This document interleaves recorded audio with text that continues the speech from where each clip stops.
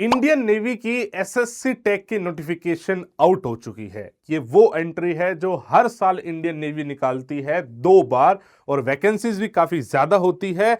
और BTech, MBA, MSc, MA, हर एक बच्चे को ऑप्शन मिलता है अलग अलग फील्ड में जाने का। भैया पायलट भी बन सकते हो, टेक्निकल ब्रांच में भी जा सकते हो, बहुत सारे ऑप्शंस है।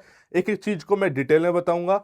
इस एंट्री में कोई रिटन एग्जामिनेशन नहीं देना होता, इसमें डायरेक्ट एसएसबी आपको देने का मौका मिलता है और आप ग्रेड ए ऑफिसर बनोगे। भैया इंडियन नेवी में सब लेफ्टिनेंट की पद पे आपकी पहली पोस्टिंग होगी। अच्छा, बाई चांस कोई बच्चा मुझे ना जानता हो, मेरा नाम सुमित कुमार है। एलडब्ल्यूएस एंड डिफेंस मेनिया दोनों मिलके बच्चों को डिफेंस के अलग अलग एग्जाम्स के लिए गाइड करते हैं। ये video defence mania YouTube channel पे जा रही है, तो मोस्टली जो ऑडियंस है वो ग्रेजुएट एंट्री है।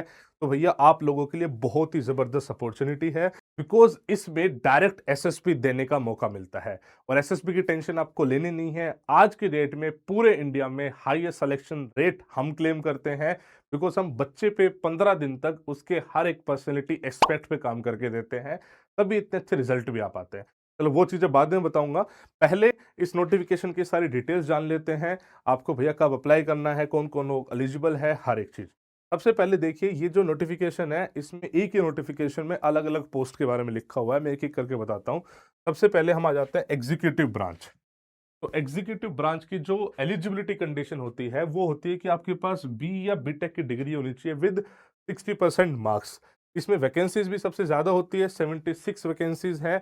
मैन एंड वुमेन दोनों ही एलिजिबल है। और अगर डेट ऑफ बर्थ की बात कर ले तो 2 जनवरी 2002 से लेके 1 जुलाई 2007, ये दोनों डेट्स के बीच में, या इन दोनों डेट्स पे अगर आप पैदा हुए हो तो आप इस पर्टिकुलर एंट्री के लिए एलिजिबल हो। ऐसे ही अलग अलग एंट्री की अलग अलग एलिजिबिलिटी है, जैसे pilot, naval air observer, air traffic control ATC.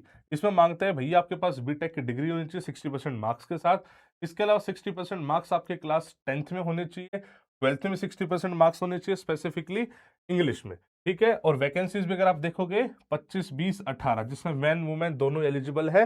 थोड़ी सी इसमें 2003 से लेकर 2008 तक की एलिजिबिलिटी है। पर्टिकुलर दो की बात करें तो एटीसी में 2002 से लेकर 2006 की एलिजिबिलिटी है। तो अलग अलग ब्रांच के हिसाब से थोड़ी बहुत eligibility, date of birth change हो जाती है। लॉजिस्टिक्स की बात करें तो इसमें एमबीए वाले बच्चे भी एलिजिबल है, बीटेक भी एलिजिबल है, बीएससी बीकॉम, बीएससी आईटी। उसके साथ साथ अगर आपने पीजी डिप्लोमा कर रखा finance, logistics, supply chain management, material management में, तो आप एलिजिबल है। इसके अलावा एमसीए, एमएससी आईटी भी एलिजिबल है। एजुकेशन की बात करें तो भैया अलग अलग फील्ड में एमएससी, एमए एलिजिबल है, बीटेक भी एलिजिबल है, एमटेक भी एलिजिबल है। और उनके हिसाब से अलग अलग वैकेंसीज भी है। मैन वुमेन दोनों के लिए अलग अलग वैकेंसीज क्रिएट करी गई है। अगर हम इंजीनियरिंग ग्रेड की बात कर ले तो जनरल सर्विस में ये पर्टिकुलर वैकेंसीज, मतलब 42 वैकेंसी, जिसके लिए metallurgy, mechatronics, automobile, aerospace, marine instrumentation ये चलेगा। सबमरीन टेक के लिए ये वाली भैया control engineering, instrumentation control, production, mechanical automation 8। Electrical branch में बात कर ले तो भैया इनके लिए 38 वैकेंसी। सबमरीन टेक के लिए बात कर ले तो 8 वैकेंसी। इसमें कुछ सिर्फ मैन के लिए है, कुछ मैन वुमेन दोनों के लिए है, और उसके रिस्पेक्टिवली आपकी डेट ऑफ बर्थ दी हुई है। सबसे पहले आपको ज्वाइन इंडियन नेवी .nic.in पे जाना है और इसमें अप्लाई कर देना है।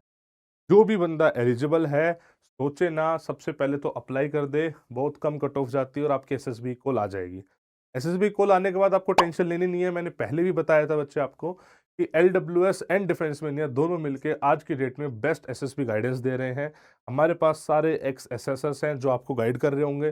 15 डेज के हमारे रेजिडेंशियल प्रोग्राम होते हैं और आपके हर एक पर्सनैलिटी एक्सपेक्ट पे बेसिकली काम करा जाता है।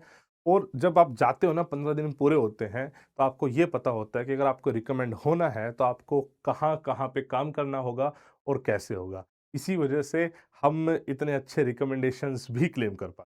बाकी सब कुछ बेहतरीन होगा। फॉर्म अप्लाई कीजिए, बहुत ही अच्छी अपॉर्चुनिटी है। और मतलब बस अप्लाई कर दो, जब एसएसबी की डेट आ जाए तब दोबारा बातचीत। Wish you all the best. जय हिंद, जय भारत। अपने यारों दोस्तों को शेयर जरूर